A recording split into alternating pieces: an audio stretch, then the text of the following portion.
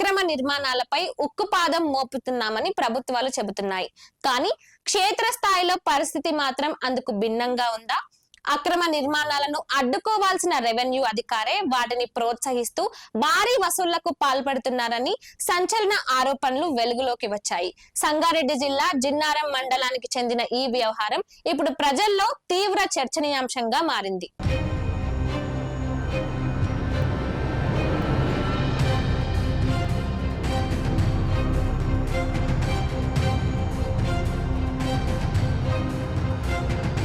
సంగారెడ్డి జిల్లా జిన్నారం మండలం గడ్డిపోతారం అల్లిగనూరు పరిధిలోని సర్వే నెంబర్ 27 ప్రాంతానికి సంబంధించి ఇక్కడ జరుగుతున్న అక్రమ నిర్మాణాలను అడ్డుకోవాల్సిన బాధ్యత రెవెన్యూ శాఖపై ఉంది. కానీ స్థానికుల ఆరోపణల ప్రకారం ఈ అక్రమ నిర్మాణాల వెనుక రెవెన్యూ ఇన్స్పెక్టర్ జయప్రకాష్ నారాయణే ఉన్నారన్న అనుమానాలు వ్యక్తమవుతున్నాయి.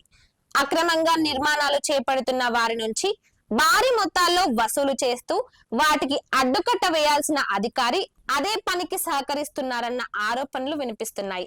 ఇటీవల ఈ వ్యవహారానికి సంబంధించిన ఓ వీడియో బయటకు రావడంతో ఈ అక్రమ వసూళ్ల వ్యవహారం వెలుగులోకి వచ్చింది. ఇదే సమయంలో సామాన్య ప్రజలు చిన్న ఇల్లు, షెడ్లు లేదా స్వల్ప నిర్మాణాలు చేపడితే మాత్రం క్రిమినల్ కేసులు పెడతామని బెదిరింపులు, తక్షణ కూల్చివేతలు జరుగుతున్నాయని స్థానికులు ఆవేదన వ్యక్తం చేస్తున్నారు. డబ్బున్న వారికి నిబంధనలు ఒకలా, లేని వారికైతే చట్టం మరోలా అమలవుతుందా అనే ప్రశ్నలు వినిపిస్తున్నాయి. చాలా రోజులుగా సాగుతున్న ఈ అక్రమ వసూళ్ల వ్యవహారం ఇంతవరకు పై అధికారుల దృష్టికి ఎందుకు వెళ్లలేదని ప్రశ్నలు ప్రశ్నిస్తున్నారు. లేదా తెలిసి కూడా చూసి చూడనట్లుగా వదిలేశారా అనే అనుమానాలు కూడా వ్యక్తమవుతున్నాయి.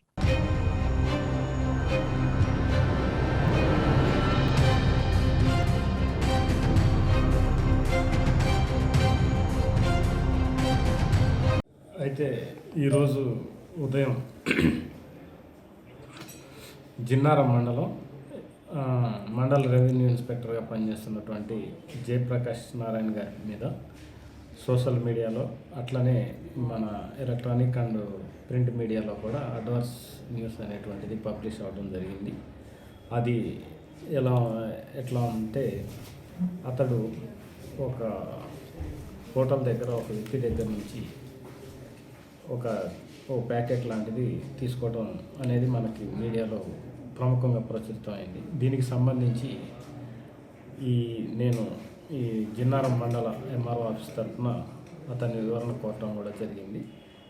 ఇట్టి విషయాన్ని ఎంక్వైరీ చేసి ఆల్రెడీ డిప్యూటీ తహసీల్దార్ గారు దీని మీద పూర్తి విచారణ చేయటం జరిగింది. ఈ విచారణ నివేదికని జిల్లా కలెక్టర్ గారికి మన చట్ట ప్రకారం ఎలాంటి చర్యలు ఉంటాయో వాటిని సిఫారసు చేస్తూ రిపోర్టు నివేదిక అనేటువంటిది ఉన్నతాధికారులకి ముందు ఆర్డీఓ గారికి పంపటం జరుగుతుంది. అదే కాకుండా శ్రీయుత జిల్లా కలెక్టర్ గారికి కూడా నివేదించి చట్టపరమైనటువంటి చర్యలు తీసుకోవాల్సిందిగా కోరటం అనేటువంటిది జరుగుతుంది. కానీ ఎన్ని సంవత్సరాల నుంచి